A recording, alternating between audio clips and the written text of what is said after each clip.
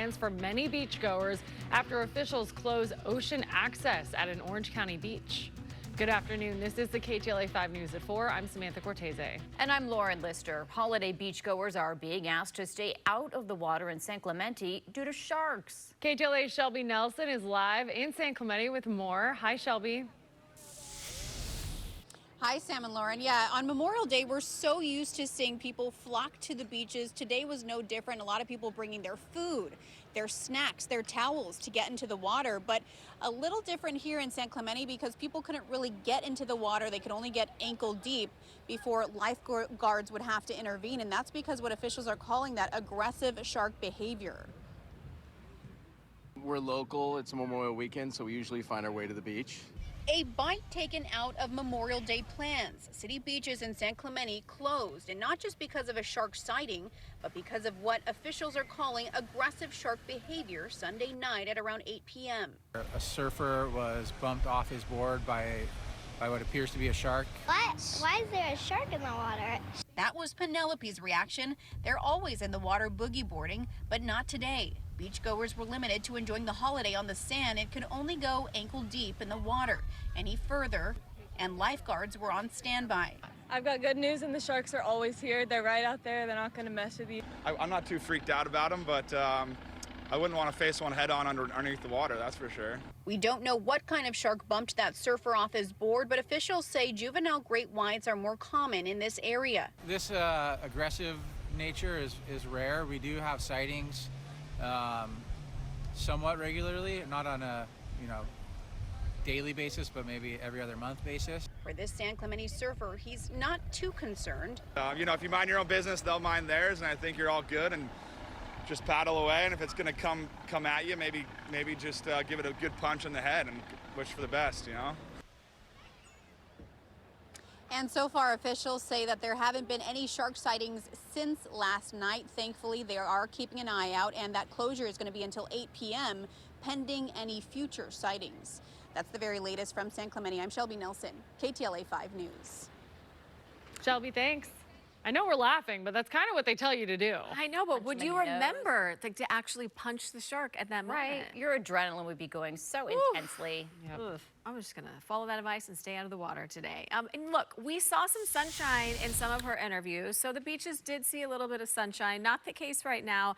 You guys have really struggled to see the clearing today. Sunny, though, at LAX right now, and temperatures outside just below average for most of us again. But warmer weather's on the way. 61 right now in Oxnard, 73 in Sandburg, 72 in Burbank, 76 in Corona. Now, the winds, double digits for a lot of us, so it's breezy this afternoon. Stronger gusts for our desert and mountains heading into the evening. And temperatures tomorrow, I think a lot of you will notice a difference. 80 tomorrow in Woodland Hills. It's going to be warmer. 76 for Pasadena along the coast. 71 for Long Beach. 76 for Yorba Linda tomorrow. Mid-60s in Dana Point. And in the Inland Empire, 80 for Corona. And another day of triple digits in Palm Springs. Back to you. All right, Casey, thank you. Now to this major basketball news. The basketball world in mourning as NBA Hall of Fame center and legendary broadcaster Bill Walton has died after a battle with cancer. Walton was also one of the greatest college basketball players of all time, winning 3 consecutive National Player of the Year awards, 2 NCAA titles with the UCLA Bruins. We have team coverage. Darren standing by in studio. But we begin with KTLA's Jennifer McGraw live at UCLA, where Walton's legacy will live forever. Hi, Jennifer.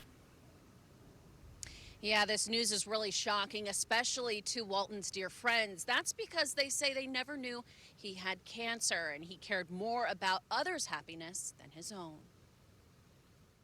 We got into it, and I ended up with a broken jaw. A basketball star, social justice activist, Grateful Dead head, and famed voice in broadcasting, the sports world is stunned, losing an icon, both on and off the court.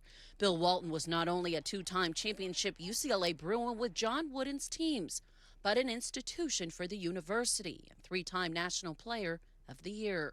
After college as a first-round draft pick, Walton would go on to take NBA's Portland Trail Blazers to a national championship, garnering the MVP award in 1977.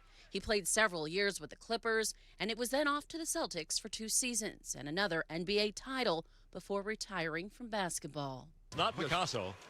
No, Picasso I thought it was. Yeah, that was my. Okay, so here's where it starts with the stork, April 28, 1938. Broadcasting, something he never thought he'd be good at because he had a stutter at times in his life. Turns out he was excellent at that too. Walton was an Emmy winner, eventually was named one of the top 50 sports broadcasters of all time. My longtime partner, my Paul, a Hall of Famer, the big redhead. What happened to the redhead?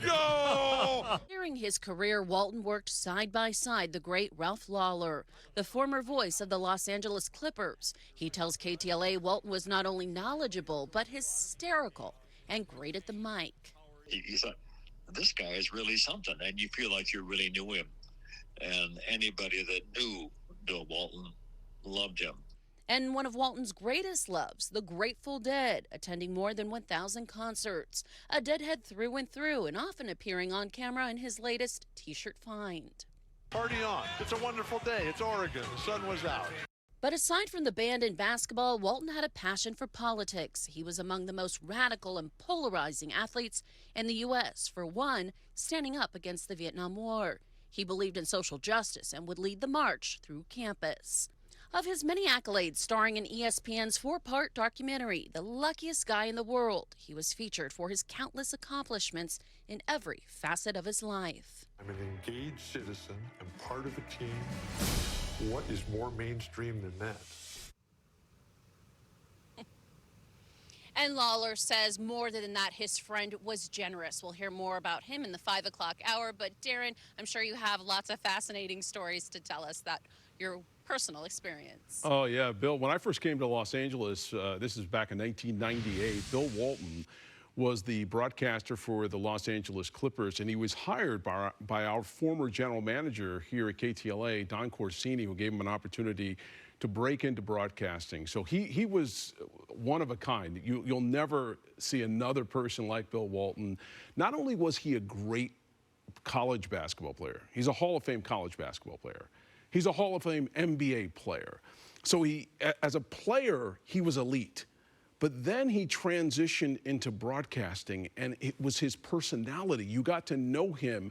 He was so eclectic. He was, it's hard to put into words how much joy and how much laughter he would bring to you when you were listening to him broadcast a game. I remember when I first came to LA and I didn't quite understand like the magic of Bill Walton.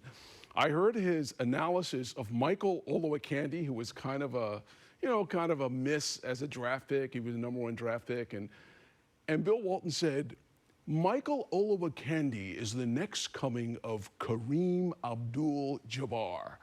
And I just broke out into laughter. I'm like, who is Bill Walton?